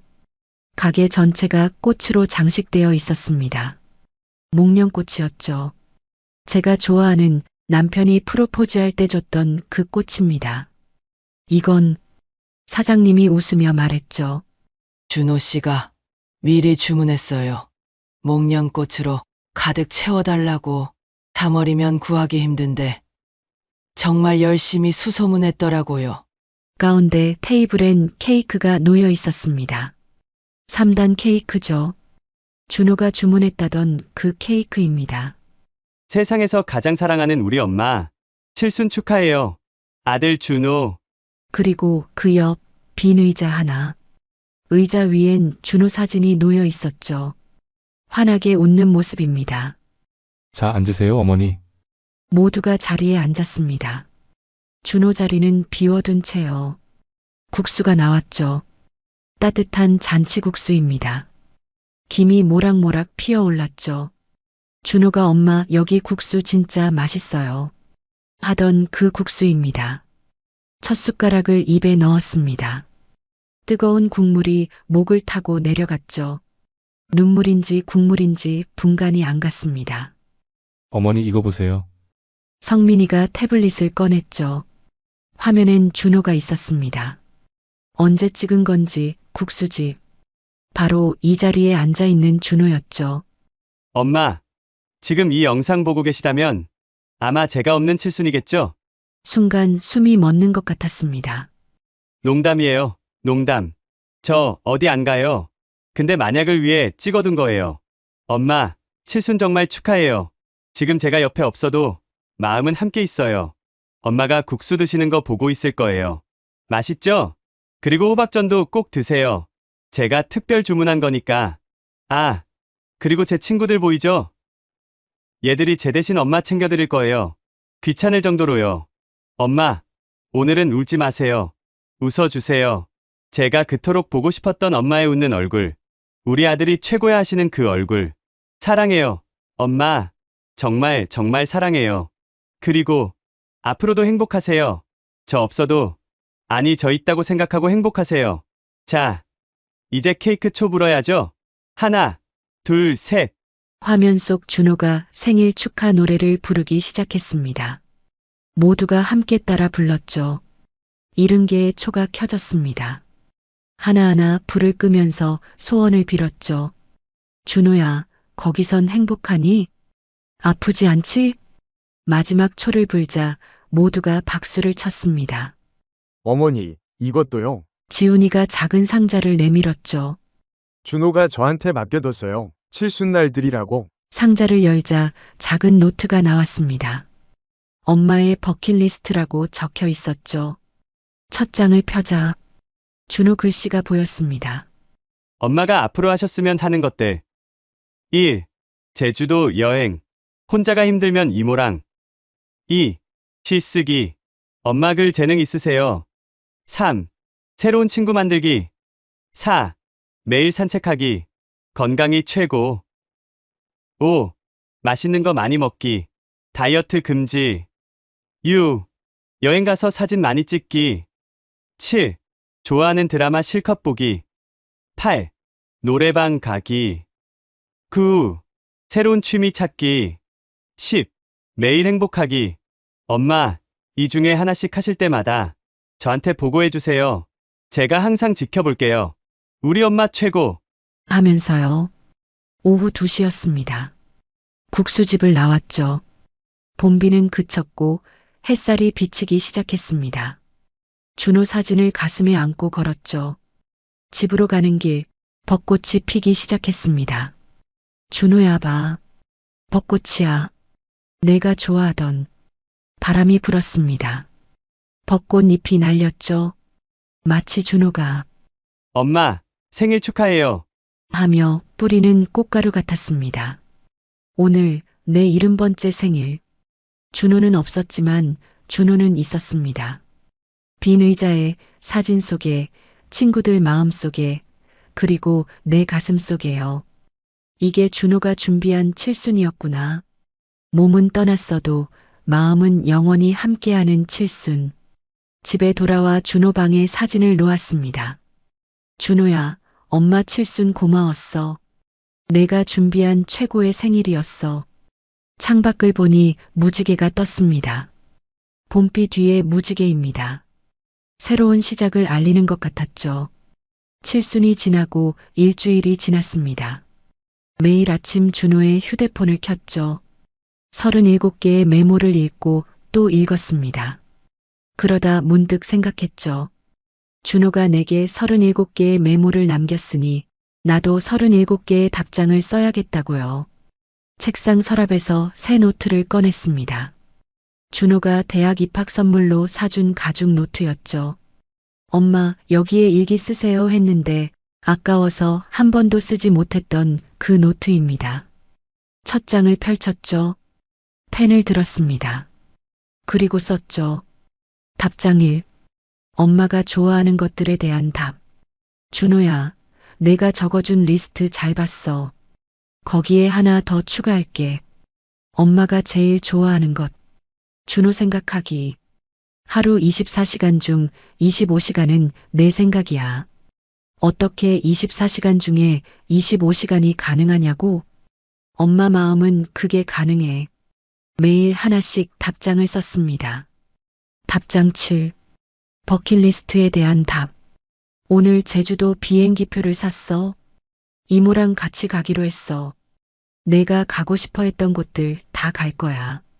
성산 일출봉, 한라산, 그리고 아빠랑 신혼여행 때 갔던 그 해변. 사진 많이 찍어서 내 방에 붙여놓을게. 답장 15. 칠순 계획에 대한 답. 준호야, 내가 준비한 칠순 파티 최고였어. 내가 없어서 슬펐지만 내가 있어서 행복했어. 이상하지? 없는데 있다는 게. 하지만 엄마는 알아. 내가 늘 옆에 있다는 걸. 어느 날은 국수집에 다시 갔습니다. 혼자였죠. 아니, 준호와 함께였습니다. 마음속으로요. 사장님, 잔치국수 2그릇 주세요. 네, 어머니. 이제 사장님도 제가 왜 2그릇을 시키는지 묻지 않았습니다. 맞은편 빈 자리를 보며 말했죠. 준호야, 오늘 국수도 맛있네. 내가 좋아하던 그 맛이야. 옆 테이블 손님들이 이상하게 쳐다봤지만 상관없었습니다. 내게는 준호가 보였으니까요. 답장 23. 엄마 관찰일기에 대한 답. 내가 날 그렇게 관찰했구나. 엄마도 너를 관찰했어. 내가 피곤할 때 눈 비비는 버릇, 기분 좋을 때 콧노래 부르는 것, 걱정될 때 머리 긁는 것. 다 알고 있었어. 우린 서로를 가장 잘 아는 사람이었구나. 5월이 왔습니다. 어버이날이었죠. 작년에 준호가 현관에 놓고 간 카네이션을 꺼냈습니다. 말라 있었지만 여전히 예뻤죠. 그리고 올해는 제가 준호 묘지에 카네이션을 가져갔습니다. 준호야, 어버이날이야. 내가 늘 챙겨줬는데 올해는 엄마가 왔어. 묘비 앞에 카네이션을 놓고 돌아서는데 갑자기 바람이 불었죠. 카네이션 한 잎이 날아와 제 어깨에 앉았습니다. 고마워, 아들. 답장 30. 매달 통장에 넣은 돈에 대한 답. 준호야, 내가 넣어준 돈으로 좋은 일 하기로 했어. 내 이름으로 장학금을 만들었어. 준호 장학금. 형편이 어려운 학생들 공부하는 데 쓰일 거야. 내가 좋아할 것 같아. 여름이 왔습니다. 준호가 적어놓은 버킷리스트를 하나씩 실행했죠. 노래방에 갔습니다. 혼자가 아니라 이모랑 함께요. 준호가 엄마, 너무 옛날 노래야 하며 놀리던 그 노래들입니다. 언니 잘 부른다. 준호가 듣고 있을 거야. 답장 35. 엄마와 하고 싶은 버킷리스트에 대한 답. 오늘 한강 산책을 했어. 내가 그렇게 같이 가고 싶어 했던 한강. 석양이 참 예뻤어. 내 손 잡고 걸을 순 없었지만 마음속으로 내 손을 잡았어. 따뜻했어. 가을이 왔습니다. 준호 생일이 다가왔죠. 9월 12일. 미역국을 끓였습니다. 준호가 없어도 안이 없기 때문에 더욱 정성껏요. 준호야, 생일 축하해. 29이구나. 빈 밥그릇에 밥을 담고 미역국을 부었죠. 그리고 내 앞에 놓고 대신 먹었습니다. 그날 마지막 답장을 썼죠. 답장 37. 엄마께 드릴 편지에 대한 답. 준호야, 내가 끝내지 못한 편지, 엄마가 상상해봤어. 아마 이렇게 끝났을 거야. 엄마, 사랑해요. 이 세상 그 누구보다 사랑해요. 다음 생에도 엄마 아들로 태어날게요. 그때는 더 잘할게요. 더 많이 표현할게요. 약속해요. 준호야, 엄마도 약속할게. 남은 생 열심히 행복하게 살게. 내가 자랑스러워할 수 있는 엄마가 될게. 그리고 언젠가 다시 만났을 때 엄마 잘 살았네요. 할 수 있도록. 이게 엄마의 37번째 약속이야. 겨울이 왔습니다. 준호가 떠난 지 1년이 지났죠. 여전히 저는 매일 아침 준호의 메모를 읽는 것으로 하루를 시작합니다. 그리고 내가 쓴 답장을 읽죠. 37개의 메모와 37개의 답장. 우리의 끝나지 않는 대화입니다. 오늘은 특별한 날이죠. 제가 쓴 첫 번째 시를 문학 잡지에 투고했습니다. 제목은 아들에게 보내는 37통의 편지였죠. 준호가 늘 물었죠. 엄마 꿈이 뭐예요? 이제 답할 수 있어요. 시인이 되는 것. 그리고 내 이야기를 세상에 전하는 것. 창밖에 첫눈이 내립니다. 준호가 좋아하던 첫눈이죠. 엄마, 첫눈이에요. 또 소원 빌어요. 하던 준호의 목소리가 들리는 것 같습니다. 눈을 감고 소원을 빌었죠. 준호야, 엄마 잘 살고 있지? 바람이 불었습니다. 따뜻한 겨울바람이었죠. 그래, 잘 살고 있구나. 내가 남긴 사랑을 양분 삼아 내가 못다 이룬 꿈들을 대신 이루며 휴대폰을 켰습니다. 38번째 메모를 쓰기 시작했죠.